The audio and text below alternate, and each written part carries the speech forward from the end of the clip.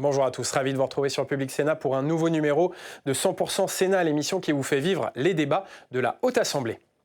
Le Sénat examine en ce moment le budget de la sécurité sociale. Les sénateurs ont débattu ce week-end jour et nuit de ce projet de loi de financement de la sécurité sociale, un texte qu'ils ont remanié en profondeur. La majorité de droite du Sénat a par exemple augmenté de 15 minutes par semaine la durée légale du temps de travail. Les sénateurs ont également augmenté la CSG payée par les apprentis tout en supprimant la hausse de CSG sur le capital qui avait été voté par l'Assemblée nationale. Et puis le Sénat a également supprimé le label France Santé du gouvernement qui prévoyait de regrouper les professionnels de santé dans certains territoires afin de lutter contre les déserts médicaux. Les temps forts du débat au Sénat sur le budget de la sécurité sociale, c'est tout de suite. C'est une conviction très forte de notre groupe. Notre pays doit créer des richesses pour financer sa solidarité, mais aussi pour assurer son rayonnement. Mais aujourd'hui, on parle de la solidarité. Et donc, naturellement, il faut investir plus et investir mieux, mais il faut aussi plus de travail. On a retenu les leçons d'autres propositions ou du débat de l'année dernière, et où évidemment il y avait cette journée de solidarité, et puis ensuite la suppression des 2 jours fériés. On a bien vu qu'il y avait un problème parce que pour nous, effectivement, le travail doit payer. Et donc, c'est la raison pour laquelle nous faisons cette proposition de 12 heures de travail par an supplémentaires, rémunérées. Ça veut dire 1 heure par mois et 15 minutes par semaine. Et en même temps, nous faisons en sorte de laisser les partenaires sociaux s'organiser parce que nous sommes attachés au paritarisme. Voilà la proposition qui consiste à, pour une fois pour toutes, un peu dans la lignée sur les principes de ce qui a été dit par Monsieur Chassaing, de considérer qu'on ne pourra pas s'en sortir si on ne crée pas plus de richesses, et que pour produire plus de richesses, il faut investir plus et mieux, mais surtout réaugmenter le temps de travail. Je vous remercie. Merci Madame la rapporteure. Quel est l'avis de la Commission sur ces 2 amendements ? Merci Monsieur le Président, Madame la Ministre, Monsieur le Ministre, chers collègues. Indéniablement, nous devons avoir ce sujet sur la table. C'est ce qu'a promis d'ailleurs le Premier ministre avec la conférence qui aura lieu sur les retraites et le travail. Et je pense que c'est absolument nécessaire. Nous avons l'année dernière porté un amendement, vous le rappelez, sur une journée de solidarité. Alors je m'étais entendu dire que c'était une journée qui n'était pas rémunérée, etc., etc. Là, ce qu'on nous propose, c'est des heures rémunérées, donc des heures cotisées, donc des cotisations qui feraient du bien à la sécurité sociale, c'est la vérité.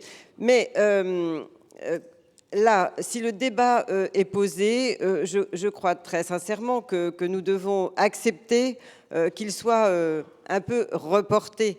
Donc l'avis est défavorable de la Commission, mais je suis totalement d'accord avec les auteurs de ces amendements. Il y a cette solution. On a travaillé aujourd'hui et on va encore y travailler sur les recettes, mais ça fait partie des solutions. Parce que nous l'avons vu d'ailleurs dans un rapport que nous avons produit avec l'AMEX, avec Madame Raymonde Poncet-Monge. On peut travailler sur les recettes, on peut travailler sur les moindres dépenses, mais on peut aussi travailler sur la quantité de travail. Parce qu'effectivement, il faut favoriser une meilleure croissance, un PIB qui soit moins médian qu'il ne l'est aujourd'hui, un PIB qui soit renforcé. Si on avait un meilleur PIB, vous le savez, nous n'aurions pas de déficit. Donc la solution, c'est effectivement d'augmenter le temps de travail. Face à une démographie sur les actifs qui est défavorable, la question effectivement se pose, mais sans doute pas dans un PLFSS, plutôt dans une loi travail. Et vous avez bien fait d'arriver, Monsieur le ministre du Travail. Merci Madame la Ministre. Monsieur le Ministre, pardon, bonjour déjà, et votre avis. Bonjour Monsieur le Président, bonjour Madame la rapporteure générale, Monsieur le Président, chers collègues, Mesdames les sénateurs, Mesdames les sénatrices. Oui, effectivement, j'arrive là pour l'évocation à propos, effectivement, c'est du lourd, j'allais dire. Effectivement, on est sur un sujet fondamental. Oui, c'est un sujet central. Combien d'heures faut-il travailler dans ce pays? Voilà, c'est un sujet qui nous a beaucoup animés ces dernières années et il est tout à fait légitime de souhaiter reposer cette question. Après, est-ce le moment, comme l'a dit la rapporteure générale, dans un amendement au PLFSS, de lancer un tel débat? On peut toujours évoquer le débat, mais je pense qu'on n'aura pas le temps ni l'occasion de l'approfondir. La toile de fond de la réflexion, c'est effectivement la production. On sait que notre pays ne produit pas assez, donc il ne faut surtout pas renoncer à la croissance, à faire croître le PIB dont on a bien besoin. Et même les sujets de répartition de richesses vont mieux s'il y a plus de richesses à répartir. Donc je crois que je peux être tout à fait solidaire par rapport au méta-objectif que notre pays produise plus, créer davantage de richesses qui permettront à la fois de financer, on est dans le projet de loi de financement de la sécurité sociale, notre système social, et permettront aussi certainement d'améliorer le niveau de vie de nos concitoyens. Donc cette préoccupation fondamentale, je peux y souscrire. Dans ces conditions, effectivement, il faudra s'interroger sur comment se répartit le travail, à la fois le nombre de travailleurs et à la fois la quantité de travail. Bon, c'est des équations assez simples, mais il faudra se les poser. Sur le nombre de travailleurs, il ne faut surtout pas renoncer à faire, vous le savez, l'emploi des jeunes, l'emploi des seniors, il ne faut surtout pas y renoncer. Nous avons besoin que nos jeunes rentrent plus rapidement dans le travail et nous aurons aussi besoin que nos seniors acceptent de rester un peu plus longtemps dans le travail. Donc ces deux fondamentaux resteront valables. Après, il y aura l'équilibre entre le nombre de travailleurs et la quantité travaillée par chacun. Voilà, c'est un peu le problème que vous posez. Vous faites l'appel sur une piste. Voilà, le débat vaut. Je pense qu'il sera effectivement, il peut être abordé dans le cadre de la conférence retraite, travail, emploi. Certains vous souhaiteront l'aborder. On verra comment on progressera dans cette analyse. Mais là, aujourd'hui et en ce jour, pour des raisons plus de processus, j'allais dire, que le débat sur le fond, je suis donc amené à donner un avis défavorable à cet amendement. Merci, Monsieur le Ministre. Alors, j'ai plusieurs prises de parole. Madame Silvani.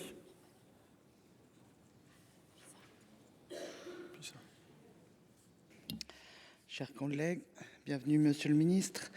Le Canard enchaîné de ce mercredi rapportait les propos du président Marseille, selon lequel, je cite, « les Panzer Divisions sont prêtes à démarrer ». Je crois que nous y sommes avec cet amendement qui propose de faire passer la durée annuelle de travail de 1607 à 1619 heures.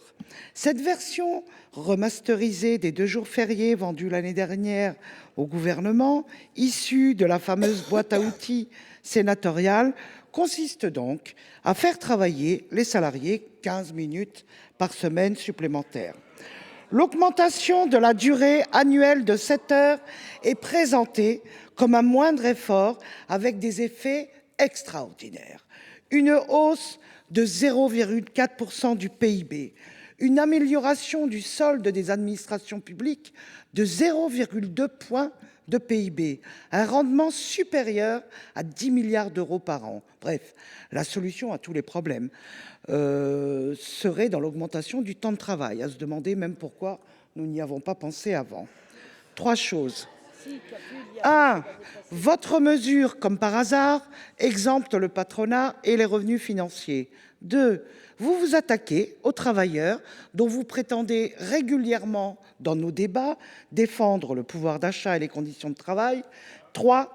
Parmi les travailleurs, vous vous en prenez aux plus précaires, puisque les cadres, majoritairement au forfait, ne sont pas impactés par votre proposition.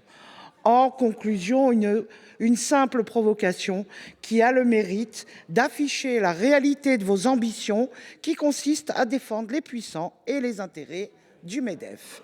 Je vous remercie. Merci, Madame Ferré, pour explication de vote. Merci, Monsieur le Président. Alors voilà, nous en sommes au 3e jour de débat du PLFSS et on a droit chaque jour à des surprises. Celle-ci, en tout cas au détour de ces 2 amendements, c'est une nouveauté. Car à chaque PLFSS, les années passées, en fin de débat, on avait un amendement pour proposer le recul d'âge de départ à la retraite. Et puis aujourd'hui, pour la première fois, on a un amendement tout simple, ni vu ni connu, il n'est même pas midi et demi. Eh bien, on va augmenter le temps de travail, la durée légale de travail. Parce que, encore une fois, il faut toujours demander aux salariés de faire un effort. Alors voilà, vous proposez, messieurs, chacun dans votre amendement, cette augmentation du temps de travail. Encore une fois, le rapporteur et le ministre disent c'est pas le moment, donc on va donner un avis négatif. J'aurais préféré entendre dire quand même c'est une décision qui est inattendue, une proposition inattendue, etc., etc. Non, on dit on prenait un petit peu de temps, on pourrait y revenir parce que finalement, effectivement, ça pourrait être une bonne question. Alors vous allez aller dire aux Français qu'un samedi à 12h30, vous avez voté une augmentation de la durée légale de travail. Vous allez leur dire aussi, et à leurs partenaires et leurs représentants salariaux, que bien dans le cadre du dialogue social, parce que c'est ce que vous avez dit, Monsieur Hainaut, on leur permettra de s'organiser, on leur donnera un peu de temps. Mais enfin, est-ce que vous réalisez ce que vous proposez aujourd'hui? Ce PLFSS, c'est même plus le musée des horreurs, je ne sais plus comment le qualifier, car vraiment, heure après heure, ce sont des propositions qui sont totalement inacceptables en l'état et qui, interrogez-vous quand vous allez retourner dans vos départements et que vous allez expliquer que vous avez fait ce genre de propositions. Merci, Monsieur Lévrier, pour l'explication de vote. Merci, Monsieur le Président. Moi, à l'inverse de vous, je vais dire que voilà un beau débat, mais pas dans le PLFSS, ça c'est sûr, mais que voilà un beau débat, pour moi, à une condition, je suis désolé, et elle n'est rarement prise en compte, c'est que ça ne peut pas être un débat binaire, plus d'heures, moins d'heures. Les femmes et les hommes qui travaillent ne sont pas des machines. Une machine, on connaît sa productivité, on connaît sa production, et elle est linéaire. Une femme et un homme, ça n'est absolument pas le cas. Je vais vous donner un exemple tout bête. Vous parliez tout à l'heure du PLFSS de l'année dernière où nous étions à une moyenne de 21 à 22 amendements de l'heure. Nous sommes à 13 ou 14 cette fois-ci. Et pourtant, nous sommes les mêmes personnes. Non, j'étais pas là l'année dernière, c'est peut-être pour ça, remarquez, je ne sais pas. Mais je veux dire que ce débat est passionnant à partir du moment où on sort de nos postures et de la binarité. Je connais des entreprises que j'ai auditionnées de plus de 2000 salariés qui sont passés aux 32 heures avec l'accord de tous leurs salariés, qui avaient prévu, budgété une augmentation, un pool pour embaucher. Ils n'ont embauché personne parce que la productivité des personnes a considérablement augmenté parce que les gens étaient beaucoup mieux au travail. Donc il y a tous ces paramètres à regarder. On ne peut pas résumer ce débat à plus d'heures, moins d'heures. Je suis désolé, il faut qu'on change nos logiciels là-dessus et qu'on regarde notre monde tel qu'il est et que les hommes et les femmes ne sont pas des machines. Merci. Merci. Madame Lubin. J'aurais rarement été aussi souvent d'accord avec mon collègue Lévrier. Et d'accord aussi avec Madame la rapporteure qui dit qu'un tel débat ne peut pas se faire effectivement au sein du PLFSS. Et franchement, si cet amendement a une majorité, effectivement, je pense que ça ne va pas améliorer, comment dire, la perception qu'ont nos concitoyens en ce moment de la politique et de tout le reste. Bref, l'un des péchés originels de la dernière réforme des retraites, ça a été effectivement qu'on ne parle pas de travail. Et c'est bien, nous l'avons dit plusieurs fois, on a parlé de retraite sans parler de travail. Et aujourd'hui, il ne faut plus regarder le travail comme on le regardait il y a 50 ou 70 ans. Effectivement, certains métiers peuvent peut-être travailler plus longtemps dans la durée, plus longtemps dans la semaine, et d'autres certainement pas. Donc il faudra un jour qu'on ait deux débats. Deux, j'ai envie de dire, projets de loi. D'abord, les partenaires sociaux doivent y travailler, c'est évident. Mais le Parlement doit y travailler aussi. Un débat sur ce qu'est le travail aujourd'hui, sur la façon dont nous devons travailler et sur la façon dont nous devons adapter le travail pour tout type d'emploi dans ce pays. Et un autre débat sur ce qui en découlera en termes de retraite. Merci, Madame Poncet-Monge. Oui, merci, Monsieur le Président. Alors, il y a deux amendements différents. Ce n'est pas tout à fait les mêmes choses qu'on peut en dire. Daniel Chassaing dit, concède que le temps de travail par emploi en France est tout à fait dans la ligne européenne. On travaille par emploi, on travaille comme en Europe, et même plus que l'Allemagne. Donc, est-ce que la conclusion logique doit être... Alors donc, il faut augmenter le temps de travail par emploi? C'est bizarre, puisqu'il est pareil et même supérieur. Alors, moi, je crois qu'il y a une autre façon de résoudre cette équation, c'est qu'il faut plus d'emplois. Ça me paraît logique. A-t-on besoin de plus d'emplois? Il me semble. Nous avons une transition démographique, une transition numérique. On a besoin de plus d'emplois. Bon, alors là, on peut me répondre, ah mais oui, mais le rapport démographique par habitant, c'est ce que vous avez dit, c'est là qu'arrive le rapport démographique par habitant. Alors, je ne reviens pas sur le fait que si le taux d'emploi des seniors est si mauvais, c'est quand même dû, beaucoup de gens en conviennent aujourd'hui, à la sous-performance française sur le travail, ses conditions, et aussi au management qui est loin d'être comparable à l'Europe. Mais le rapport démographique, il se dégrade aussi par votre volonté de diviser de façon drastique le flux migratoire, ce que fait plus l'Italie, ce que fait plus l'Allemagne, etc. Donc, vous avez divisé, vous voulez diviser jusqu'à presque zéro le flux migratoire, ça dégrade le rapport démographique qui vient donc surajouter le problème, enfin qui n'est pas un problème, qui est simplement le choix d'avoir moins d'enfants. Donc vraiment, je tiens à dire que... Merci, cher collègue. Voilà, Madame Romani, pour explication de vote. Merci, Monsieur le Président. Alors, je vois que c'est encore difficile, effectivement, pour certains de croire en la valeur travail. Ce que je déplore quand même, pour votre parfaite information, Madame Silvani, les cadres font plus de 35 heures. Monsieur Lévrier, j'entends l'efficience, mais il y a aussi une histoire de cotisation derrière. Et Madame Poncet-Monge, vous avez raison, sortons la baguette magique et créons des emplois. Moi, je voudrais revenir sur la proposition de mon collègue Monsieur Hainaut. C'est un effort minimal pour un impact macroéconomique majeur. On parle effectivement d'1 heure de travail supplémentaire par mois, soit 15 minutes par semaine. Il faut quand même le remettre dans le contexte. Alors j'entends qu'il puisse y avoir des métiers très compliqués, mais on parle quand même, toute proportion gardée, de 15 minutes par semaine. C'est un effort quasi imperceptible dans la vie quotidienne de la majorité des Français. En contrepartie, cet ajustement génère plus de 10 milliards de ressources nouvelles par an.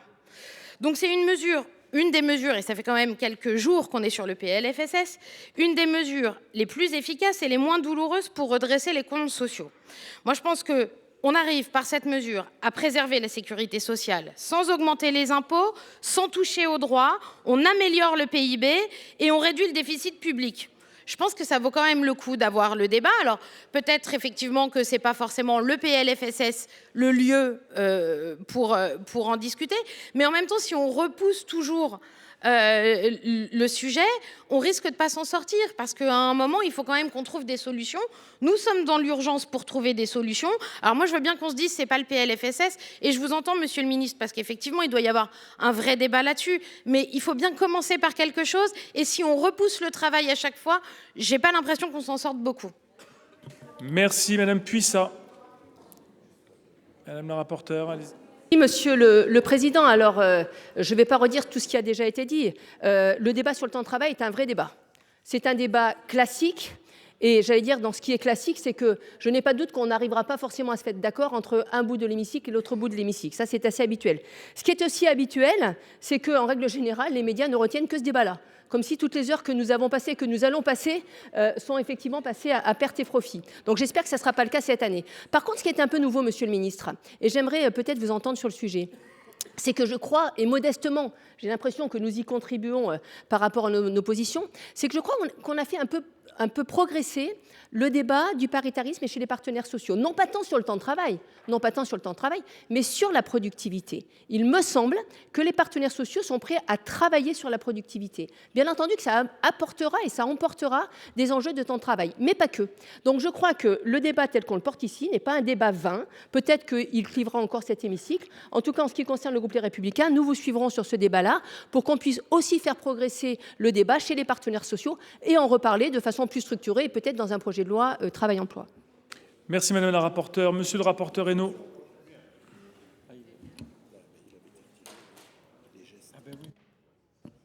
Oui, Monsieur le Président, mes chers collègues. D'abord, vous savez, il y avait Coluche qui disait que c'est toujours le bon moment pour discuter des choses importantes. Et pour nous, le temps de travail, c'est une question importante. Monsieur le ministre, ce n'est pas une question d'appel, c'est une conviction forte. Ce n'est pas exactement la même chose, pardonnez-moi. Et puis, je retiens les leçons, moi j'écoute. Le gouvernement propose, le Parlement débat et puis les parlementaires votent. Eh bien, c'est ce qu'on va faire. Troisième observation à vos collègues, pour nous, c'est une mesure de justice sociale. Et je vais m'en expliquer. Parce que quand le temps de travail diminue, le pays s'appauvrit. Et quand le pays s'appauvrit, ce sont les plus modestes et les plus fragiles qui trinquent. Et en revanche, quand le pays travaille plus, et ça a été le cas par exemple en 1958, le pays s'enrichit. Et ce sont les plus modestes et les plus fragiles qui en bénéficient. Et donc voilà les raisons pour lesquelles nous sommes très attachés à cette mesure. Je vous remercie. Merci. Madame la rapporteure Gruny.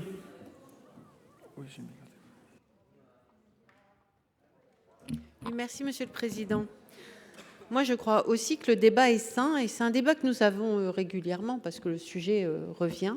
Donc, je trouve que c'est intéressant parce que c'est un vrai sujet. Moi, je voudrais rappeler, parce que moi, je suis assez d'accord avec ce que Madame Lubin a dit. Voilà. Mais je vais faire un petit rappel quand même. C'est qu'il y avait la loi d'Eurobien qui permettait, à l'époque, avant les 35 heures, de baisser le temps de travail en fonction des négociations et en fonction des entreprises. Parce que toutes les entreprises, effectivement, elles ne peuvent pas forcément s'adapter à un temps de travail obligatoire. En revanche, vous avez passé à 35 heures obligatoires. Donc moi, il y avait une entreprise à côté de chez moi, MBK, qui faisait des vélos, pas de soucis, c'était passé aux 32 heures avec la loi d'Eurobien. Moi, j'étais dans le transport routier de marchandises. Je ne vous raconte pas les difficultés. Et les salariés, les chauffeurs, qui venaient me dire « mais moi, je ne suis pas d'accord » parce qu'on leur a retiré des déplacements. Et sur leur bulletin de paie, je ne vous raconte pas combien ça faisait. Donc, ce qui vous paraît bien, en fait, c'est parfois pas bien. Nous aussi, d'ailleurs, des fois aussi, dans des décisions. Et à l'hôpital, on a mis le chantier et qu'on regrette chaque jour et dont on nous parle tout le temps. Donc, le temps de travail est à revisiter. La loi de 2023 nous a manqué, effectivement, ce débat. Ce n'était pas possible parce que c'était dans une loi de financement.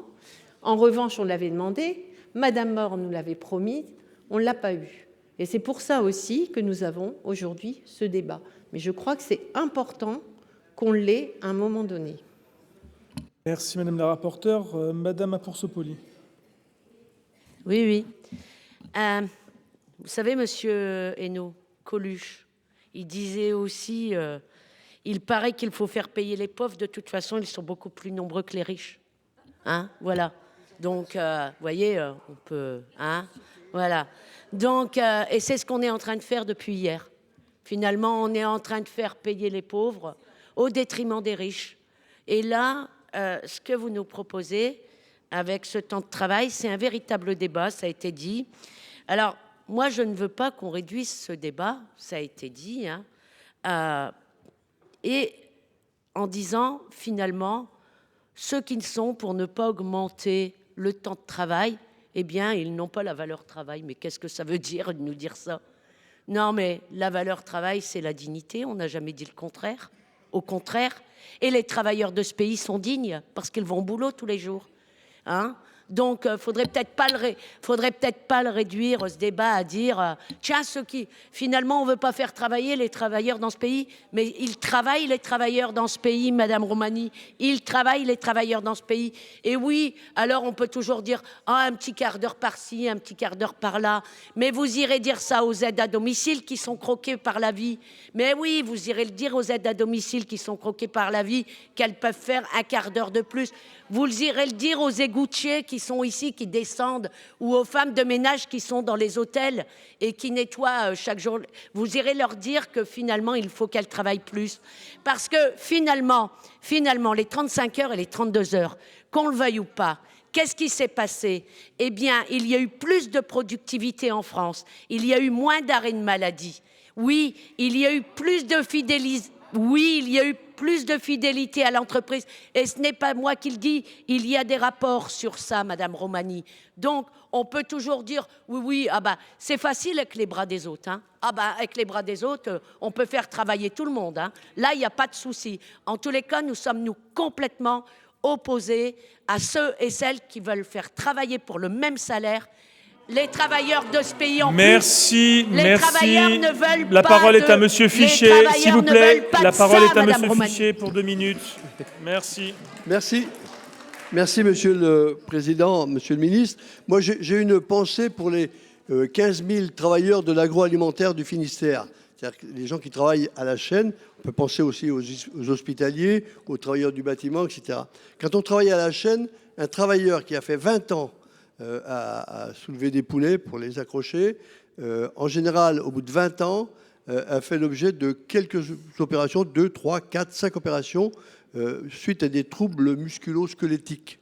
Ça veut dire qu'il est, au bout de 30 ans, en situation d'arrêt maladie, longue maladie, avec des arrêts de travail, etc., en état de souffrance. Et cette souffrance-là va durer jusqu'à la fin de sa vie.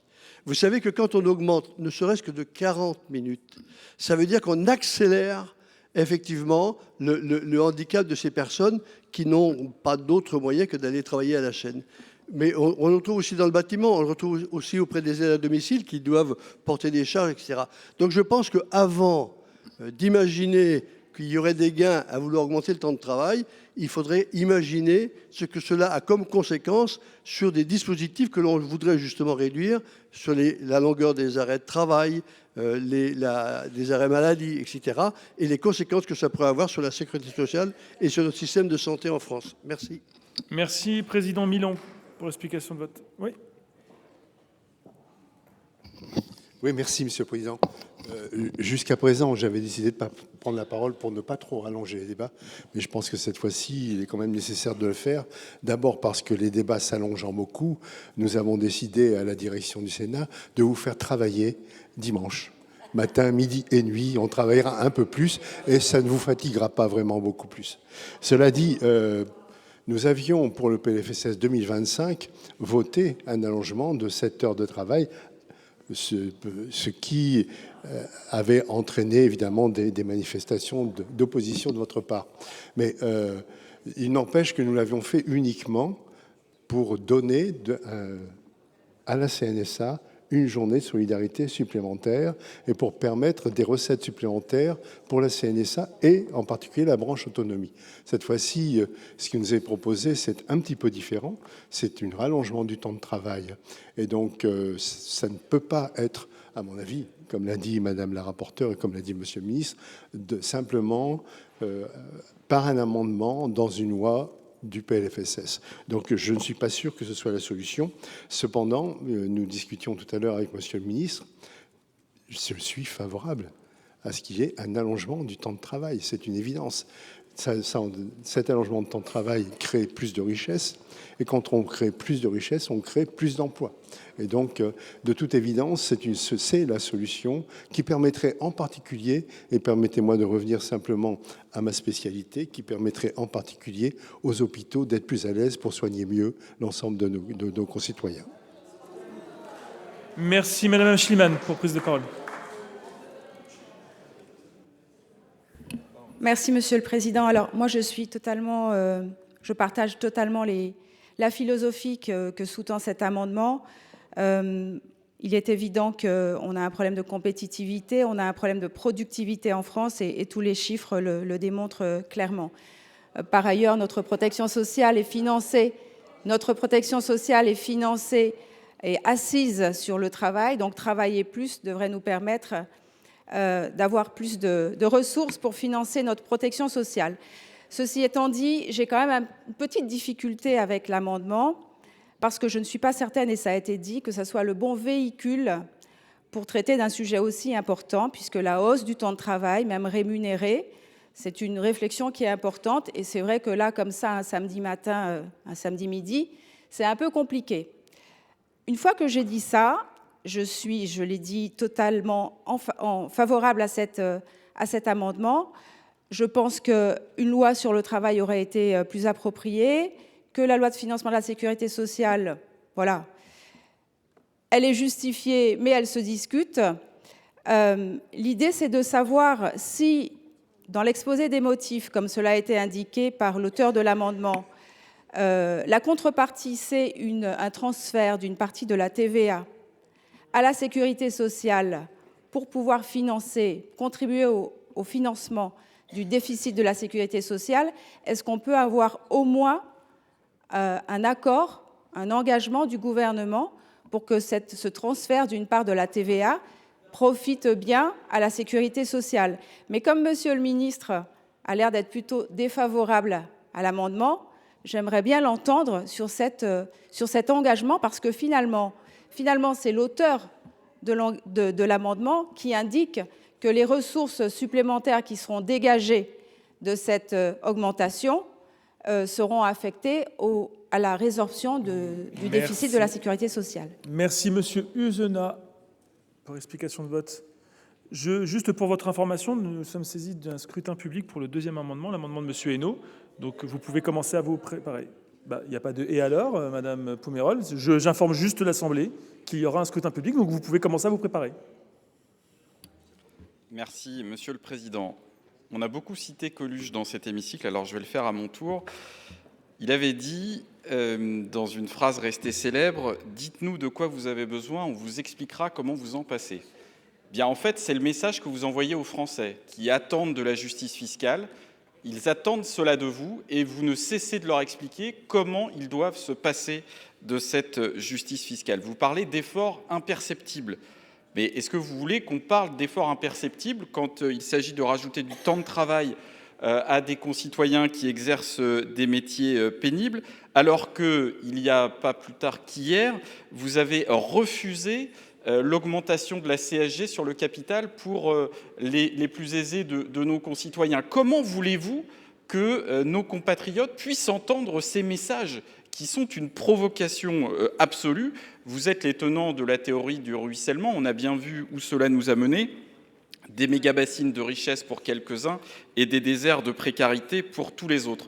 L'attente de nos concitoyens, c'est la revalorisation du travail. En effet, une augmentation de la rémunération du travail, alors que vous n'avez cessé, depuis le début de nos débats, de vouloir faire la poche des plus modestes jusqu'à taxer les apprentis et, dans quelques jours, à vouloir annuler la suspension de la réforme des retraites. Alors vous inventez finalement un nouveau slogan, « Travailler plus pour gagner moins », c'est le message que vous envoyez aux plus modestes, « Travailler plus pour vivre moins longtemps en bonne santé ». Je peux vous dire que les messages envoyés par la droite sénatoriale au pays sont absolument dramatiques et vont à l'encontre des objectifs que nous devrions les uns et les autres poursuivre dans cette heure de gravité dont vous portez les uns et les autres l'entière responsabilité. Je vous remercie. Madame Bourcier. Merci, Monsieur le Président. Combien de temps faudra-t-il travailler? Ce n'est peut-être pas effectivement le moment du PLFSS, mais il sera, et c'est important de pouvoir en discuter, il sera indispensable d'en parler ensemble et avec les partenaires sociaux, bien sûr, comme cela a été dit. Ce ne sera peut-être pas la solution à tous les problèmes. Je voulais revenir, Madame Poncet-Monge, il y a juste une petite erreur. En France, nous travaillons 1673 heures, si je ne me trompe pas, et en Allemagne, 1690 heures. Nous devons, bien sûr, comme cela a été dit, nous y réfléchirons ensemble. Ce sera une discussion très intéressante qu'il nous faudra avoir, et je pense, malgré tout, assez rapidement. Plus d'heures travaillées peuvent augmenter la production et la compétitivité, cela a été dit. Cela pourrait attirer aussi davantage d'investissements. Cela pourrait aussi améliorer le pouvoir d'achat. Ce sont des heures rémunérées, ce ne sont pas des heures travaillées non rémunérées. Une durée de travail plus longue pourrait permettre d'aider à financer notre système de retraite et de réduire les déficits. Et la solution pourra peut-être se situer avec des aménagements flexibles pour les Français. Ce sera en tout cas une discussion intéressante que nous devrons avoir. Je vous remercie. Merci, Monsieur Chassin. Pardon, excusez-moi. Merci, Monsieur le Président. Donc, je suis très heureux d'avoir provoqué ce débat. Je reviendrai dans mon département tout à fait la tête haute. parce que je ne m'attaque pas aux travailleurs, je ne l'ai pas fait pendant ma vie, mais j'ai essayé justement d'apporter la solidarité et la sécurité sociale, pilier de la République, doit être maintenu. Donc qu'est-ce qu'il y a ? Il y a des dépenses de santé en ALD. Il y avait 9 millions de personnes en ALD en 2011, 14 en 25, 18 en 35. Et il y a de nouveaux médicaments, heureusement pour tous, c'est-à-dire pour les riches et les pauvres, qui peuvent se soigner justement. Alors, les ALD, bien sûr, c'est dû au vieillissement. Les 85 ans ont doublé entre 2020 et 2040, mais aussi la dépendance. Nous n'avons pas financé les 50 000 emplois pour le grand âge. Et en fait, aussi, les retraites par répartition qu'a créé le CNR, eh bien, il y en avait 4 millions en 1980, 18 en 2025 et 25 en 2050. Donc pour cela, effectivement, eh bien, je pense qu'on a bien fait d'ouvrir le débat. Bien sûr, ce n'est pas moi, petit sénateur de la Corrèze, qui vais dire il faut 2 heures de plus par semaine. Mais bon, j'étais content de porter cet amendement, justement. Alors, pour cela, nous devons avoir plus d'heures de travail, un temps plus élevé, ce qui n'empêche pas, comme en Allemagne, même si le plein temps est plus élevé, d'avoir plus de temps partiel. Bien sûr, avec les partenaires sociaux, il doit y avoir des choses faites pour les carrières pénibles et les carrières longues. Mais, chers amis, vous verrez ce que je vous dis, je l'ai dit dans ma DG, il faudra plus de financement parce que les ALD vont augmenter, l'assurance maladie va augmenter et il faudra peut-être de la TVA sociale. C'est simplement, oui, peut-être. C'est pas un gros chers mot, collègues. c'est pas un gros Merci. mot. Et je vous le dis, peut-être qu'en plus. Merci, chers collègues. Du La temps parole de est à travail, Madame il la faudra Présidente Rossignol. effectivement d'autres sources de financement. Madame la ministre Rossignol, pardonnez-moi, je confonds. On a tous des titres dans cette assemblée. Donc. Merci, Monsieur le Président. En fait, que notre pays ait besoin d'un débat sur la création de richesses, l'organisation du travail, le financement de la protection sociale, c'est incontestable. Et sur l'organisation du travail en particulier, mais pour ça, si on peut avoir autre chose que des ministres saisonniers, parce qu'il faut un peu de temps pour travailler à ça. Et on a besoin de stabilité dans le débat public. Et on l'a pas. Non,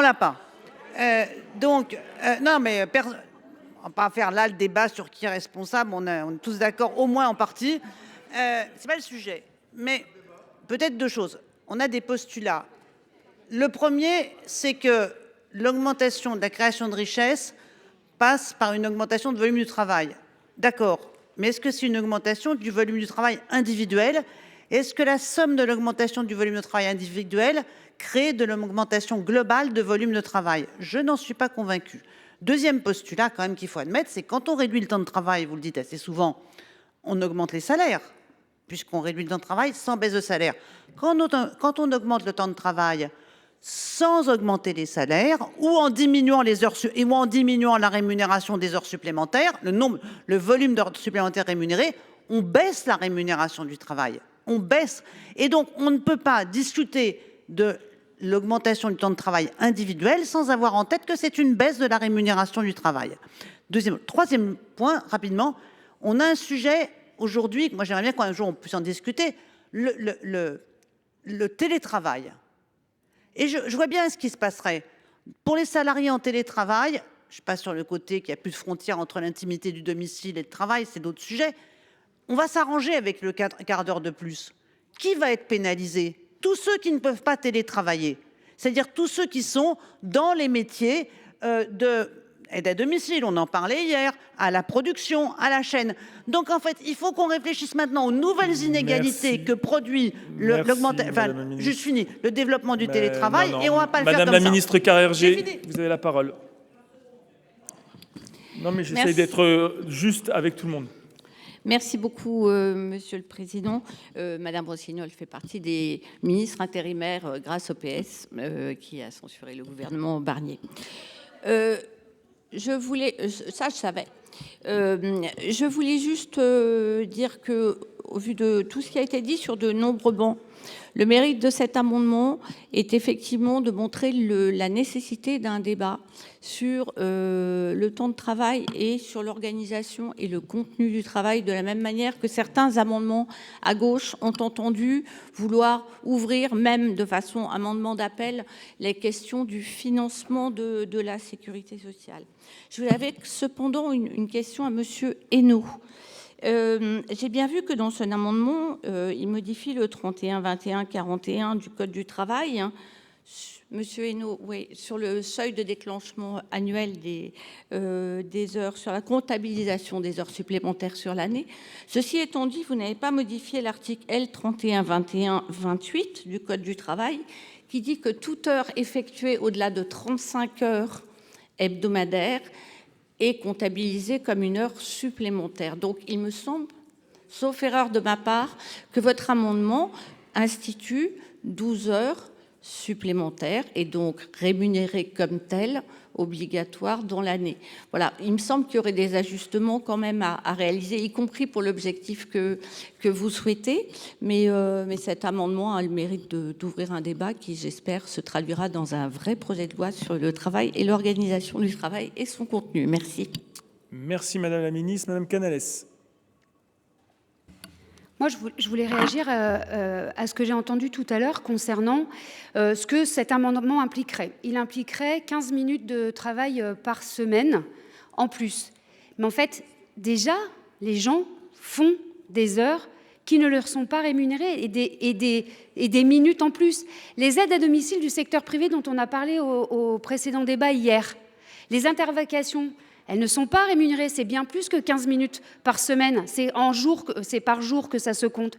Quand on regarde les codes, pour permettre des retours sur les situations rencontrées à domicile, c'est 8 à 11 heures par an que l'employeur doit donner aux aides à domicile pour ces retours sur situation, mais encore heureux que ce soit plus régulier et plus souvent. Et elles le font sur du temps de travail qui n'est pas rémunéré aujourd'hui. Donc jusqu'à quand on va ne pas prendre en compte ce qui n'est déjà pas aujourd'hui rémunéré et en plus en rajouter une couche en remettant ce que l'on dit simplement être 15 minutes par semaine, mais qui en réalité vient se surajouter à déjà des minutes et des heures qui ne sont faites par des professions qui sont déjà largement sous contrainte et qui ne sont pas aujourd'hui rémunérées.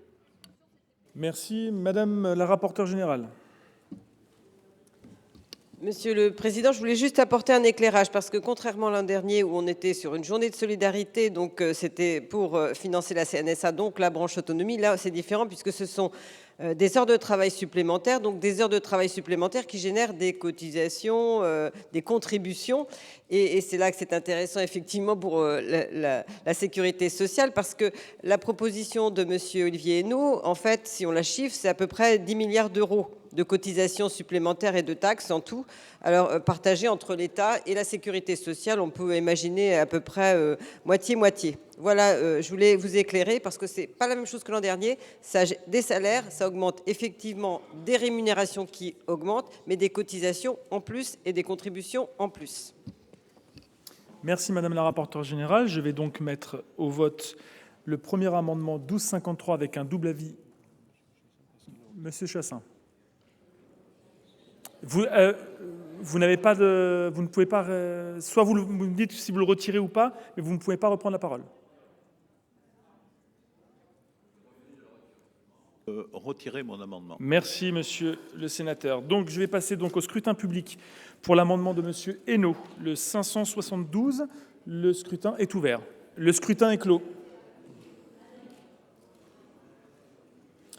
Votant 344, exprimé 334, pour 199, contre 135. Il est adopté.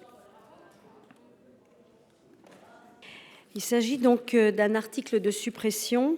L'article 20, supprimé par les députés, a été réintroduit par le gouvernement dans le texte transmis au Sénat, contrairement à l'engagement qui avait été pris de conserver les amendements votés à l'Assemblée nationale.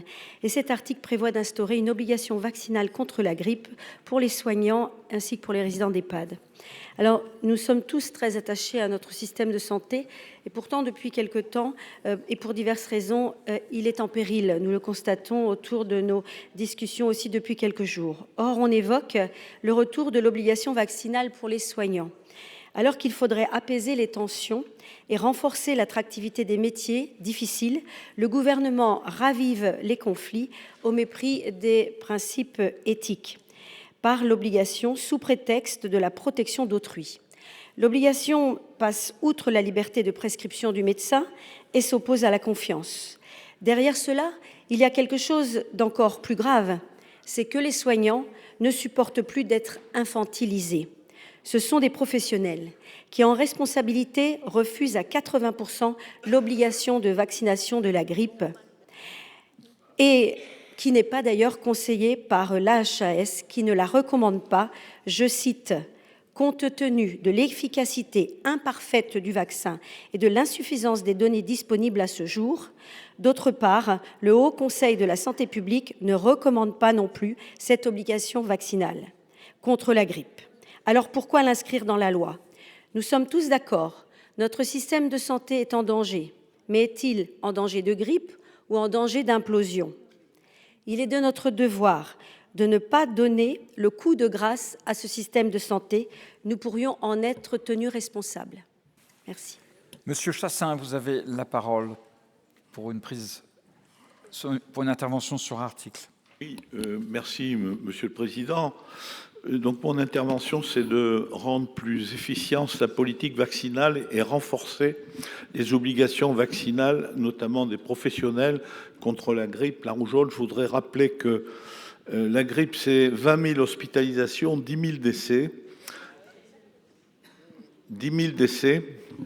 Il y a une résurgence de la rougeole liée à une dégradation de la couverture vaccinale, donc nécessité alors d'une obligation vaccinale pour les professionnels, non, mais d'une forte incitation, ainsi que les étudiants et dans tous les secteurs enfance et médico-sociaux. Je voudrais rappeler aussi qu'avant l'arrivée des vaccins, notamment d'étécoque polio, ces maladies entraînaient plusieurs milliers de décès d'enfants par an.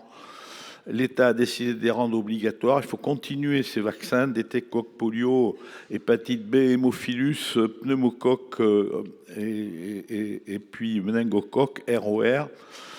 Bien sûr, l'obligation vaccinale, c'est compliqué, mais il faut essayer justement de persuader les professionnels de se faire vacciner. Contre la grippe, bien sûr, parce qu'ils vont contaminer, contre la rougeole, s'ils voient les enfants. Obligation aussi pour le méningocoque pour les enfants et aussi le papillomavirus. Obligation alors vaccinale pour les résidents, là aussi c'est quand même compliqué, donc je suis d'accord avec Madame la rapporteure, mais inciter à tous les employés en EHPAD et aux résidents d'être vaccinés. Le pilotage des centres de vaccination sera réalisé par l'ARS. Les collectivités locales pourront se faire, mais je voudrais rappeler que les professionnels sont tout à fait aptes à assurer les vaccinations. Merci, nous devons donc beaucoup plus vacciner dans le cadre de la prévention. Merci. Merci, chers collègues. Madame Pomerol, pour intervention sur article. Oui, merci, monsieur. Pardon. Merci, Monsieur le Président. Mon intervention allait tout à fait dans le même sens que celle que vient de faire Daniel Chassaing. On a connu l'apogée de ce mouvement anti-vax au moment de la crise du Covid. On sait les dégâts que ça a pu porter. Je crois que on ne va pas reprendre aujourd'hui le débat sur vaccin ou pas vaccin, mais il me semble quand même qu'à l'occasion de cet article, l'obligation vaccinale pour les soignants contre la grippe me paraît une telle évidence que je me demande même pourquoi on se pose la question. Dans les EHPAD, 83% des personnes âgées qui sont les résidents, eux, sont vaccinés. Il me semble normal qu'un médecin ne vienne pas contaminer les malades. Je trouve que vraiment, demande de suppression de Madame Müller-Bronn est pour moi déplacée. Je suis vraiment dans l'idée, on vient de, comme Daniel Chassaing vient de le rappeler, si nous n'avons plus de décès, de diphtérie, de tétanos, par la coqueluche, enfin, la polio qui a disparu de nos pays, mais c'est grâce à quoi? C'est quand même grâce au vaccin. Pourquoi on voudrait... Voilà, donc je suis absolument, bien sûr, opposé à ce que demande Madame Müller-Bronn. Madame Rossignol, vous avez la parole.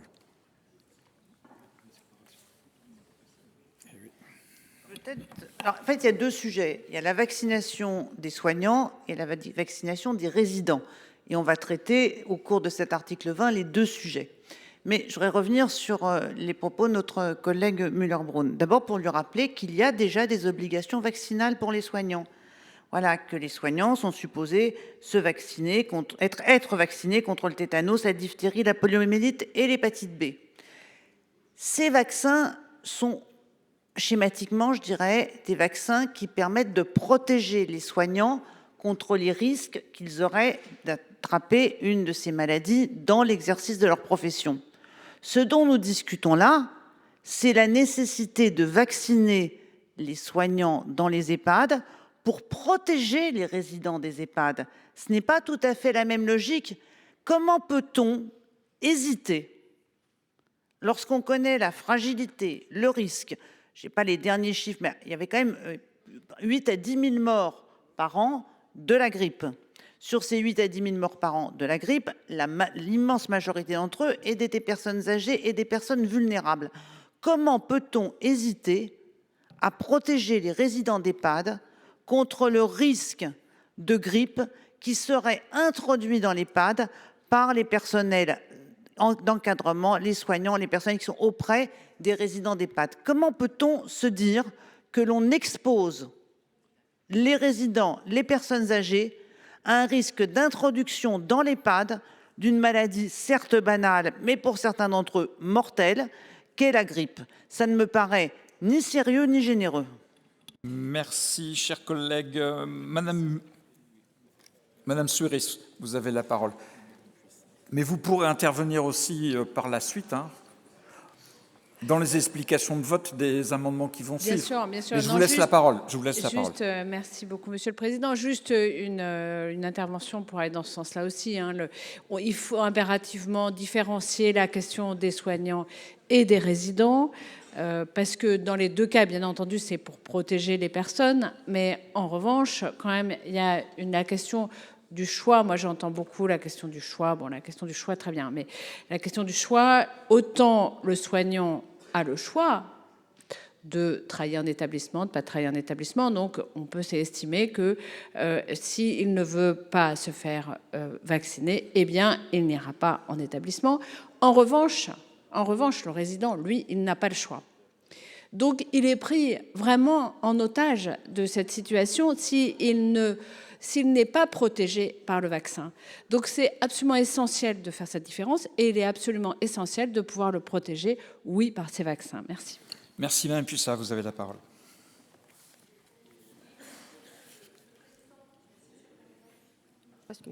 Merci, Monsieur le Président. Non, moi, je ne vais pas intervenir sur le fond de cet article, mais je trouve c'est une discussion qui est importante. Et c'est une discussion qui est intéressante. Preuve en est, je le dis quand même, dans cet article, il est précisé qu'il y a une activité de promotion de la vaccination qui est prévue. C'est donc bien qu'il y a quand même un sujet d'acceptabilité. Et nous devons en discuter de façon sereine. Moi, je n'ai aucun problème sur cet article et je le voterai sans aucune difficulté. Mais je pense qu'il faut qu'on évite la caricature. C'est ça qui me semble être important. J'entends des applaudissements dans un sens ou dans l'autre. Je crois qu'il faut qu'on soit extrêmement prudent. C'est un débat qui doit avoir lieu. Je le dis, il est précisé dans cet article qu'il y a une activité de promotion de la vaccination. C'est donc ça ne va pas de soi. Et on le sait bien, depuis la crise Covid, on a un certain nombre de discussions à avoir, y compris avec les résidents, y compris avec les personnels. Je le dis d'autant qu'on est quand même sur un secteur où il y a quand même une tension sur le recrutement des personnels. Donc, il vaut mieux qu'on ait ce débat de façon posée. On votera à la fin. Je voterai cet article sans aucune difficulté, mais posons le débat très, très sereinement. C'est pour ça que je voulais intervenir, Monsieur le Président. Merci, Madame Müller-Bronn. Vous nous présentez votre amendement 173 de suppression, s'il vous plaît. Merci, Monsieur le Président. Alors, je voulais revenir sur cet amendement qui, en fait, veut une obligation de vaccination antigrippale, et je précise bien qu'on parle d'une vaccination antigrippale et pas des autres vaccinations, qu'on ne remet pas en question, pour les professionnels de santé libéraux. Nous savons très bien que le personnel de santé du médico-social et de l'hospitalier, on a arrêté l'obligation vaccinale en 2006 parce qu'elle n'était pas efficace. Et donc aujourd'hui, il n'y a pas d'obligation vaccinale, mais on pourrait la réenclencher par décret. L'article ici demande la vaccination obligatoire antigrippale pour les professionnels de santé libéraux. Et là, je me pose la question. Comment, alors au niveau de l'embauche dans des EHPAD ou en médico-social ou à l'hôpital, ce sera une condition de recrutement. Si le décret, qui a été suspendu en 2006, est réactivé par le gouvernement. Mais comment vous allez contrôler les libéraux ? Comment on va obliger les libéraux à se vacciner? Mais moi, je me pose la question. Les médecins qui entrent dans les EHPAD, à l'hôpital, les médecins libéraux, les généralistes, mais tous les spécialistes, qui va aller contrôler leur vaccination? Je suis désolée, ça fait 5 ans qu'on parle de vaccination et on a cette question-là. Comment vous allez les contrôler? Alors, la HAS est contre cette vaccination obligatoire. Eh bien, il y a un coup de force. On n'a pas besoin de l'avis de la HAS qui donne un avis défavorable depuis 20 ans. Et là, on passe au-dessus. Et il n'y a pas d'urgence, en fait. Nous avons reçu beaucoup de courriers de directeurs d'établissements qui s'inquiètent de cette obligation parce qu'ils savent qu'ils vont perdre du personnel. Mais de toute façon, l'objet de cet amendement n'est pas lié au personnel salarié. Il est lié à la médecine libérale. Concernant les 17 000 décès qu'on nous donne et que la propagande nous explique à la radio, dans les médias, excusez-moi, ou l'explication, voilà. Le bulletin, laissez-moi terminer si vous voulez C'est bien. fini. Voilà. Votre temps de parole est épuisé, chers collègues. Pardon, vous avez 2 minutes. Merci. Quel est l'avis de la commission, Madame la rapporteure? Merci, Monsieur le Président, Madame la Ministre, mes chers collègues. Je me joins aux propos de notre collègue Frédérique Puissat pour un débat le plus apaisé possible. Peu de mesures concernent la prévention dans ce projet de loi de financement de la sécurité sociale, mais l'article 20 fait partie de cela et à titre personnel, je le salue. Je voudrais commencer par rappeler que la dernière épidémie, et les chiffres viennent d'être évoqués par notre collègue, a été particulièrement virulente puisque les autorités sanitaires en ont fait le bilan avec 30 000 hospitalisations et 17 000 décès comptabilisés, donc avec une surmortalité liée à la grippe. Dans un contexte où la vaccination des professionnels de santé en établissement stagne aux alentours de 20%, il est légitime de s'interroger sur la réactivation de certaines obligations vaccinales et sur la création de nouvelles. Je pense qu'il faut différencier plusieurs mesures et ça a été dit dans l'article 20, j'aurai l'occasion d'y revenir. En tout état de cause, la mise en œuvre de nouvelles obligations vaccinales pour les professionnels de santé libéraux sera sous réserve de l'avis de la Haute Autorité de Santé qui est prévu au printemps prochain. On n'aurait pas eu d'autres PLFSS, pas d'autres textes avant le printemps, donc c'est pour ça que cette mesure est inscrite dans ce texte. Elle emporte une large adhésion des acteurs de la santé et des professionnels eux-mêmes, disons-le. Je rappelle que l'article prévoit une obligation de vaccination contre la grippe, mais aussi contre la rougeole pour les professionnels qui travaillent dans le secteur de la petite enfance. Là aussi, l'épidémie connaît une recrudescence. C'est pas nouveau. Du temps de Madame Buzyn, ministre, il y avait eu un certain nombre de décès et tout le monde s'en était ému. Et c'est ce qui a conduit la HAS à se prononcer en faveur d'une obligation de vaccination contre la rougeole pour ces professionnels en 2023. Donc, il faut aborder le sujet de façon, j'allais dire, pragmatique, mesurée, sans idéologie, mais en analysant ce que la vaccination peut nous apporter collectivement. Une meilleure protection de la santé des plus fragiles, moins de morts, moins de coûts d'hospitalisation et moins de complications inutiles. Donc, vous le savez, ma collègue, ce sera un avis défavorable sur votre amendement de suppression. Merci. Quel est l'avis du gouvernement, Madame la Ministre? Merci, Monsieur le Président. Voilà une mesure de prévention. On parle beaucoup de prévention, en voilà une. Prévention, parce que cela a été dit, l'année dernière, c'était 17 000 excès de mortalité. 17 000, ça fait plus que le nombre de morts de la canicule en 2003. Ça embolise, et vous le savez, tous nos services d'urgence. Donc une vraie mesure de prévention, et pour les gens eux-mêmes, et pour les familles, mais pour aussi notre organisation. Je suis d'accord avec Madame Puissat. On a un vrai sujet. On a un vrai sujet qui est probablement alimenté aussi par tout l'enjeu de l'information, des fake news, cet envahissement quand même sur les réseaux sociaux de sujets sur la vaccination. Il suffit de dire le mot vaccin pour la grippe pour avoir un pic. Et là, je sais qu'en parlant, j'ai mes réseaux sociaux qui commencent à gonfler de façon assez hallucinante. C'est d'ailleurs assez intéressant de regarder parfois qui se cache derrière. Mais ça ne doit pas occulter l'inquiétude des gens sur la vaccination. Beaucoup de nos concitoyens sont maintenant inquiets à l'idée d'aller se faire leur vaccin. Et ça, il faut le prendre en compte. Ce qui est important, c'est de pouvoir dire à ces gens qui sont inquiets et qui sont, parce que je le rappelle, il est temps d'aller faire son vaccin contre la grippe, le Covid pour les personnes de plus de 65 ans et les personnes fragiles. Il y en a forcément qui sont inquiets et je leur redis, allez en discuter avec votre médecin, avec votre professionnel de santé qui va pouvoir vous rassurer, mais vous expliquer scientifiquement les données. Pourquoi il est préférable de se faire vacciner? Quels sont les risques sans le vaccin par rapport à votre état? Et donc, beaucoup de discussions à renforcer et un travail à faire sur les fake news, et nous nous y engageons parce que nous devons redonner cette confiance dans la science et on s'en éloigne malheureusement chaque année. Ensuite, je voudrais le dire ici, sur l'obligation vaccinale des soignants, il y a déjà 4 maladies pour lesquelles les vaccins sont obligatoires chez les soignants, que sont l'hépatite B et la diphtérie, le tétanos et la polio. Et ces vaccins ne posent pas d'ambiguïté pour les soignants. Ils les font, c'est obligatoire, c'est rentré dans la culture, même s'il y avait eu pas mal de discussions au moment de l'obligation de la vaccination de l'hépatite B. Certains, je suis sûre, se souviennent des débats. Malgré tout, on se rend compte que seulement 21% des soignants sont vaccinés contre la grippe. Et quand on regarde, et ce qui peut interroger et alimenter nos débats aussi, c'est que dans ces 21%, une majorité sont plutôt les médecins. Pourquoi les médecins sont plus vaccinés que les aides-soignantes?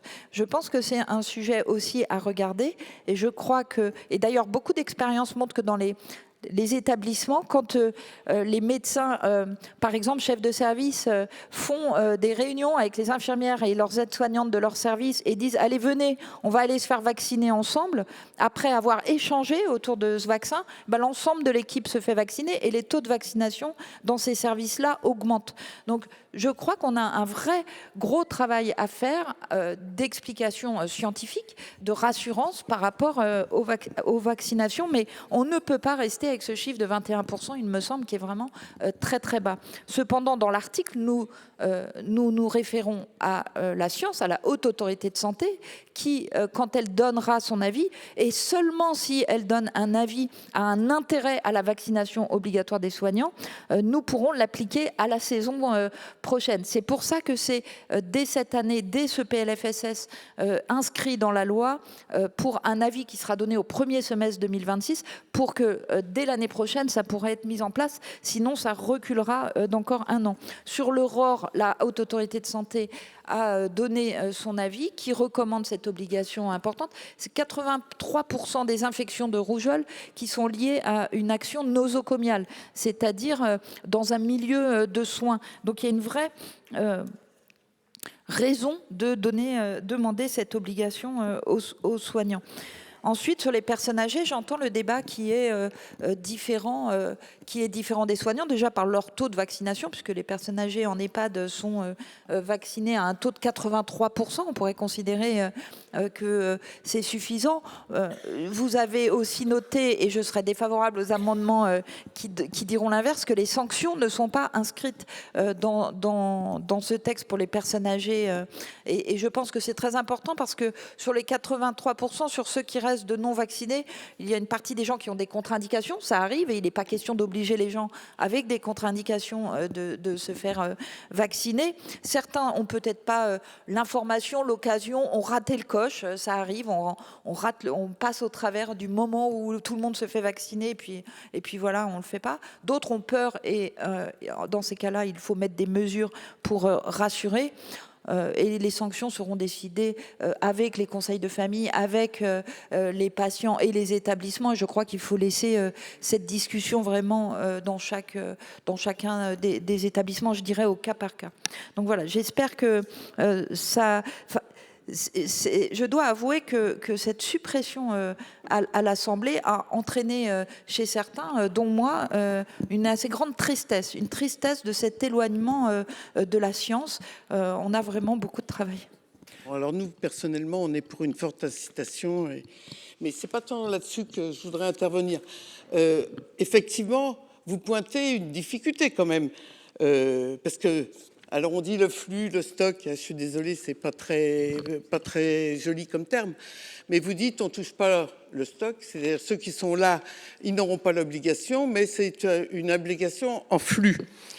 Alors moi je suis un peu étonnée parce que, pourquoi vous dites ça? Parce que les 15% qui ne sont pas vaccinés, on ne va pas pouvoir les virer. Hein, c'est ça, c'est très bien. Mais je rappelle quand même, enfin, mais c'est pas que je rappelle, je note que le vaccin de la grippe est annuel. C'est-à-dire qu'il y a des personnes qui, peut-être par l'obligation, rentreront et un an après, se revaccineront pas. Donc, la difficulté que vous avez montrée en excluant de le rendre obligatoire dès aujourd'hui et pour les 15% qui ne veulent pas, en dynamique, vous retrouverez le même problème. Et puis après, je veux dire, si on part sur il y a des services de gériatrie à l'hôpital, est-ce qu'il va falloir en long séjour, etc., étendre ça? Bon, mais en tout état de cause, je veux dire, la difficulté, c'est bien parce qu'il y a une difficulté que vous pointez, que ce ne sera valable que pour le flux, et cette difficulté, vous la retrouverez au renouvellement. La personne peut bien signer qu'elle se vaccine, rentrer vaccinée, mais dans votre contrat de séjour, vous allez dire que c'est obligatoire de renouveler le vaccin. Et là, bonne chance s'il y en a qui ne le renouvellent pas. Merci. Monsieur Lévrier, vous avez la parole pour une explication de vote. Non, je vais faire très vite, mais je veux juste répondre à Madame la rapporteure et à Madame la ministre. Madame la rapporteure, si je parle de stock et de flux, ce n'est pas des mots que j'aime beaucoup concernant les personnes, mais bon, cette imagerie rapide, c'est dès la construction du stock que je l'interdis. Et que, enfin, pas que je l'interdis, que je propose à ceux qui signent, oui ou non, dans le contrat que vous avez, à partir du moment où vous signez le contrat pour entrer dans mon EHPAD, vous serez vacciné tous les ans. Vous serez vacciné tous les ans. Donc il n'y a pas de débat. Je le signe ou je ne le signe pas. C'est exactement comme pour les crèches et pour les écoles. On a fait la même chose. Si Madame Buzyn n'avait pas eu ce courage à cette époque-là, on en serait toujours à discuter de prévention. Et je réponds à Madame la ministre la même chose, c'est-à-dire que si Madame Buzyn, à l'époque, n'avait pas eu ce courage, et Dieu sait que ça a été compliqué à l'époque, je m'en souviens, de dire oui, il y a des sanctions, on n'en serait pas là aujourd'hui. On serait encore à parler de prévention. Il faut convaincre, il faut convaincre. Aujourd'hui, qui convainc sur les réseaux sociaux? Ce sont les antivax. Donc nous devons faire gagner la science et je crois qu'à un moment, il faut être parfois directif et dire si vous voulez rentrer, vous avez votre libre arbitre, mais si vous rentrez, vous signez un contrat et dans ce contrat, vous serez vacciné obligatoirement. Il n'y a pas de sujet de date de mai à septembre puisque l'engagement est pris dès l'entrée. Madame Muller-Bronn, vous avez la parole pour une explication de vote. Merci, Monsieur le Président. Alors, concernant les EHPAD, on a bien juridiquement une différence avec les crèches. C'est que la personne âgée, elle est légalement chez elle. C'est son foyer. Elle n'est pas dans un hébergement collectif. Donc juridiquement, là, je ne suis pas convaincue que ce soit possible de l'obliger à se vacciner chez elle. C'est son foyer personnel. Voilà, je voterai l'amendement de Madame la rapporteure, bien sûr, qui évite cette obligation. Je voulais juste dire aussi que dans tous les pays évolués, notamment européens, qui s'abstiennent de telles obligations, sans pour autant être ravagés par des maladies infectieuses, comme chez nous, celles-ci ne sont impliquées que dans moins de 2% des décès. Nous serions alors le seul pays européen à engager une obligation vaccinale pour la grippe. Et je voulais bien rappeler que, je cite, c'est bien la Haute Autorité de Santé qui s'exprime ainsi et parle d'un vaccin non efficace et qui s'est encore exprimé le mois d'octobre dernier contre cette obligation. En Europe, le système finlandais, qui est le plus avancé, eh bien, conseille, c'est une incitation, comme vous le dites, mais pas une obligation. Donc, serions-nous les seuls et notre pays serait-il tellement infecté par des maladies que nous devrions prendre des décisions comme celle-ci? Voilà, merci. Merci. Est-ce que je peux clôturer? Non. Monsieur Jomier, je crois que vous êtes déjà exprimé. Non, je vous en prie. Je vous en prie. Excusez-moi. Allez-y. Merci, Monsieur le Président. En fait, le bilan des extensions d'obligations vaccinales quand Agnès Buzyn était ministre de la Santé est extrêmement positif à l'arrivée. Extrêmement positif. Je veux dire, il faut être pragmatique. Et il reste quelques personnes qui s'opposent, on ne les met pas en prison, je vous rassure, etc. Mais la collectivité a gagné.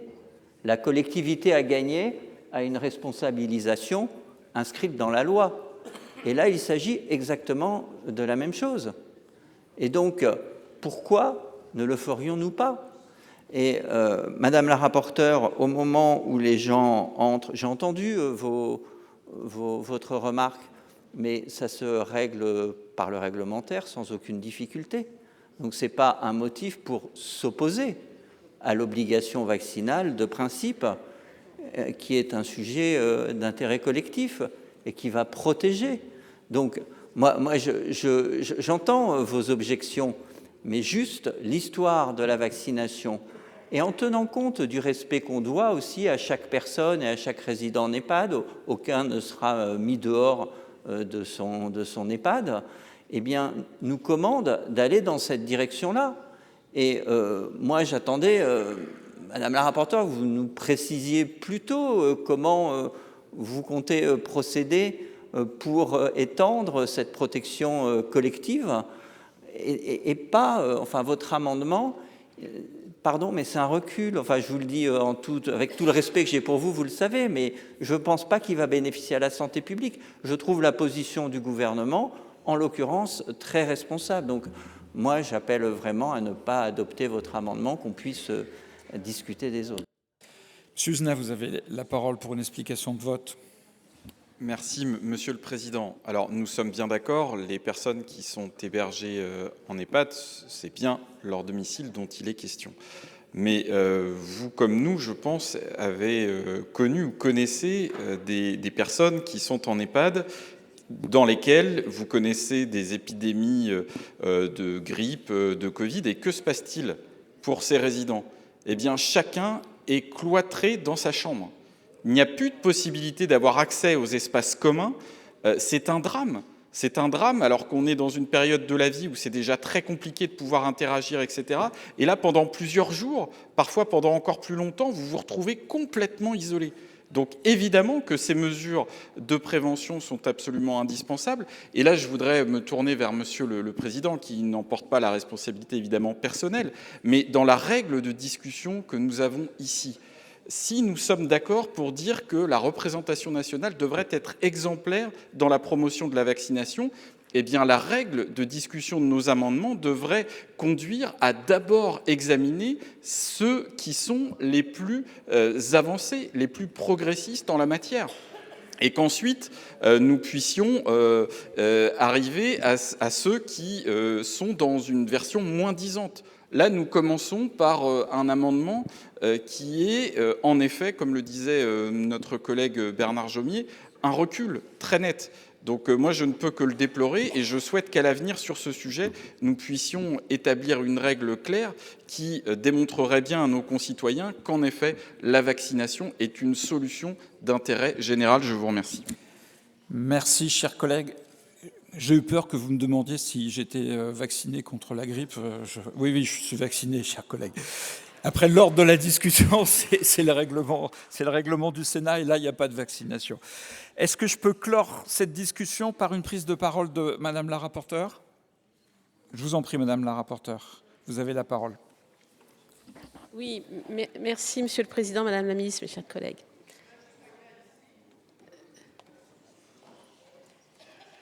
Qu'on soit clair, à titre personnel, je suis favorable à la vaccination des personnes âgées contre la grippe, bien évidemment.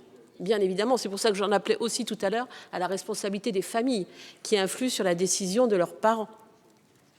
Et je pense que c'est peut-être eux qu'on devrait chercher à convaincre, pour lesquels il n'y a pas encore d'obligation. D'une manière générale, il y a une politique de prévention contre la grippe, une politique vaccinale dans notre pays depuis des années. Je rappelle, sauf erreur de ma part, et Madame la Ministre va le confirmer, souvenez-vous de la campagne de vaccination d'incitation avec le fameux bon gratuit pour les personnes, ça a commencé à 75 ans. Et puis aujourd'hui, on est à partir de, je ne sais même plus, 65 ans. Voilà, donc je finis par m'y perdre. Mais vous voyez qu'on a avancé pour embarquer plus de nos concitoyens à se faire vacciner contre la grippe. On voit bien qu'il y a eu aussi sur ces discussions avant et après Covid, par le rapport par la vaccination. Je dirais même, et je remercie les services de la CNAM d'avoir changé la présentation de leurs bons de vaccination reçus par les personnes âgées de plus de 65 ans cette année, parce que l'année dernière, les patients comprenaient qu'il fallait à la fois se faire vacciner contre le Covid et contre la grippe. Et aujourd'hui, beaucoup de patients disent « Ah ben, je ne suis pas obligé de me faire vacciner contre le Covid. » Je sais pas mais on a embarqué plus de personnes. Pour l'instant, les taux sont assez bons contre la grippe. Pour en venir aux EHPAD, il y a un problème effectivement d'adhésion à la vaccination et de résistance. Et j'ai peur des effets de bord. J'ai peur des effets de bord parce que, et ce qui m'y a fait penser, c'est l'intervention de notre collègue sur les personnes âgées prises en charge en établissement de santé, par exemple en gériatrie, et dont l'orientation, c'est non pas un retour à domicile, mais une entrée en EHPAD. Et si la personne soit souffre de troubles cognitifs, soit refuse la vaccination, qu'est-ce qu'on fait?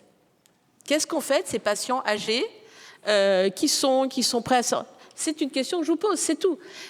Donc moi, je souhaite qu'on... Comment?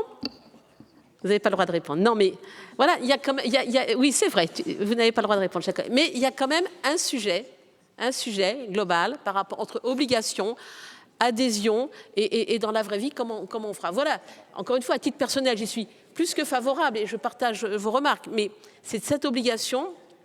Et effectivement, il y a des établissements qui n'ont peut-être pas un taux, je ne sais pas. Là, pour le coup, ce que je constate sur le terrain, c'est qu'en principe, il y a quand même un large taux de vaccination et qu'on peut aussi, et peut-être aussi, engager à ce moment-là, pour les personnes qui visitent les personnes âgées dans les établissements, les obliger à des gestes barrières. Quand il y a eu, souvenez-vous, là, au moment de la Covid, quand les gestes barrières étaient imposés, on a eu beaucoup moins de cas de grippe dans notre pays. Donc voilà, il y a peut-être une solution alternative pour protéger les résidents, voilà, pour lesquels je n'adhère pas à une obligation vaccinale chez les résidents, même si à titre personnel j'étais favorable, mais dans les conditions actuelles du texte, je maintiens l'amendement que je vous propose. Merci Madame la Ministre. Et puis ensuite on passera au vote. Je vous en prie. Très rapidement, Monsieur le Président, remercier la rapporteure générale de parler des gestes barrières qu'on n'a pas évoqués depuis le début et il faut le rappeler, ces gestes ont montré leur efficacité, il faut évidemment les poursuivre, notamment quand on va voir des personnes fragiles. Pour répondre à votre question sur le malade qui serait hospitalisé, la personne âgée qui serait hospitalisée et qui irait directement en EHPAD, on peut la vacciner dans les établissements. Ça se fait d'ailleurs beaucoup à l'hôpital. On les vaccine soit parce qu'elles sont d'accord, soit parce que leur famille est évidemment d'accord. Mais il y a un accès au vaccin dans les services qu'il faut absolument poursuivre. Merci. Je vais mettre aux voix ces deux amendements identiques, le 643 de la Commission et le 865 avec un avis défavorable du gouvernement. Qui est pour?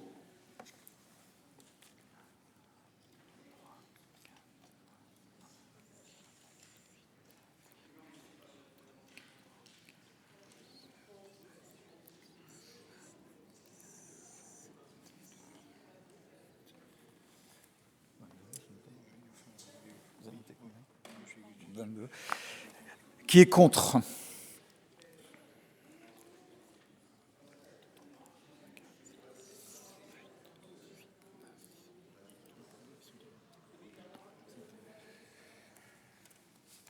Ils sont adoptés et ils font tomber les autres amendements en discussion commune. Nous passons maintenant à une discussion commune de 7 amendements et nous commençons par 2 amendements identiques. Monsieur Féraud, vous nous présentez le 833.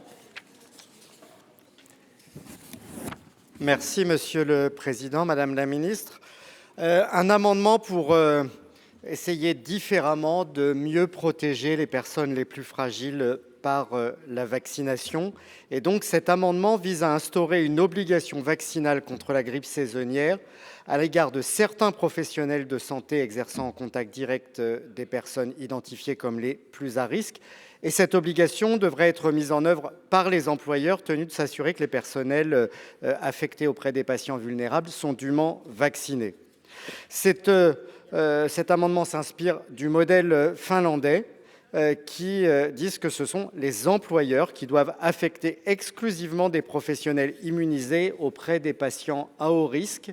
C'est donc un dispositif qui constituerait une mesure de santé publique cohérente avec le droit existant, avec la responsabilité des employeurs en matière de sécurité sanitaire, sans remettre en cause les principes de liberté individuelle. Je vous remercie. Merci, chers collègues. Madame Guillotin, vous avez un amendement identique, le 1426.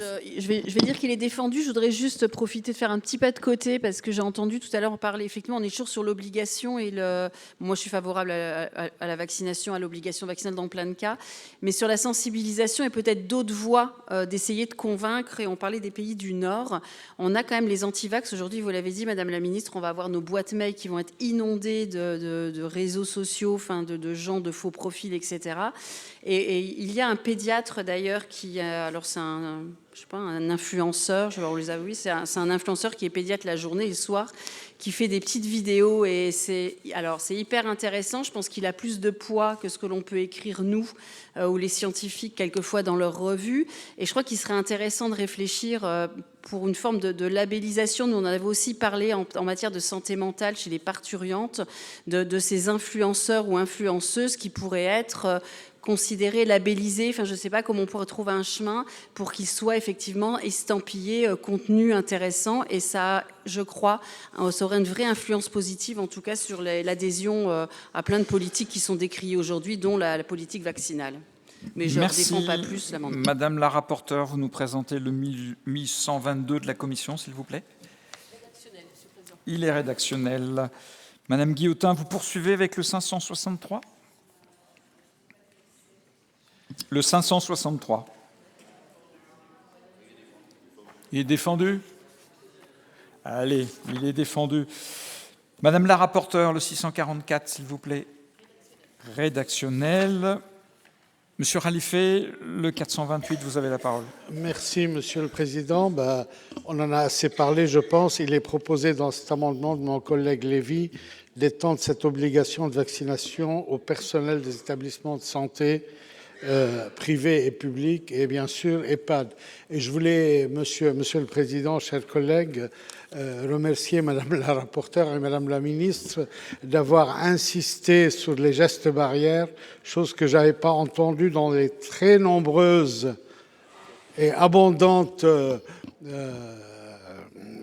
communications qu'on a eues de nos collègues. Je crois, Madame la ministre, qu'il faut insister sur ce point-là et le rediffuser parce que autant il était très bien suivi pendant la période Covid, suivi et efficace, autant malheureusement il y a beaucoup de relâchements. Je le vois régulièrement, notamment dans le métro où on est entassé et personne n'a le masque et les gens tous partout. Donc c'est important d'y insister. Merci. Merci. Qui défend le 457 ? Monsieur le Président Milon, vous êtes premier signataire. Monsieur Sol, vous avez la parole. Ah, Madame de Seine, pardon. Peu importe, ça va être très rapide. C'est un amendement identique déposé par le président Milon. Il est défendu. Merci, Madame de Seine. Quel est l'avis de la Commission sur les deux amendements identiques, 833 et 1426 ? Merci, Monsieur le Président, Madame la Ministre, mes chers collègues. Alors, d'une part, cet amendement supprime l'alinéa qui prévoit l'obligation de vaccination contre la grippe des professionnels libéraux à l'alinéa 13, donc sous réserve que la Haute Autorité de Santé la recommande. Donc, c'est évidemment un point sur lequel je suis favorable à ce que la disposition soit maintenue, donc défavorable à cette partie de l'amendement. Et d'autre part, l'amendement propose de préciser qu'il revient à l'employeur de vérifier le statut vaccinal des personnels qu'il emploie. En réalité, ce point est déjà satisfait par la loi et la réglementation en vigueur. Les employeurs hospitaliers ont la capacité de faire vérifier le statut vaccinal de leurs employés. C'est le rôle de la médecine du travail et c'est une condition au recrutement vérifiée au moment de la prise de fonction. Donc je suis défavorable sur ces deux amendements et pour ces deux raisons. Sur le 563 de Madame Guillotin. Alors, sur le 563, et puis je ferai le même commentaire sur le 428 et le 457, puisque les trois amendements demandent la réintroduction d'une obligation de vaccination contre la grippe pour les professionnels de santé exerçant en établissement. C'est déjà prévu par le Code de la santé publique, simplement elle a été désactivée par décret en 2006 pour tenir compte de l'avis des hautes autorités sanitaires et pourrait être réactivée à tout moment par simple décret. L'avis de la Haute Autorité de Santé, dont on a largement parlé ce matin, étant attendu sur ce sujet au printemps 2026, il me semble judicieux d'attendre cet avis. En fonction de celui-ci, l'obligation sera ou non réactivée grâce aux dispositions législatives en vigueur. Donc pour moi, cet amendement est déjà satisfait sur le fond. Demande de retrait, à défaut, un avis défavorable. Merci. Quel est l'avis du gouvernement, Madame la Ministre?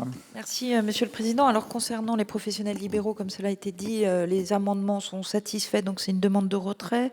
Pour les amendements de Madame Imbert rédactionnels, c'est un avis favorable. Pour l'amendement c'est Madame Guillotin, je crois, qui a parlé des influenceurs, la mission de désinformation va être rendue le 15 décembre.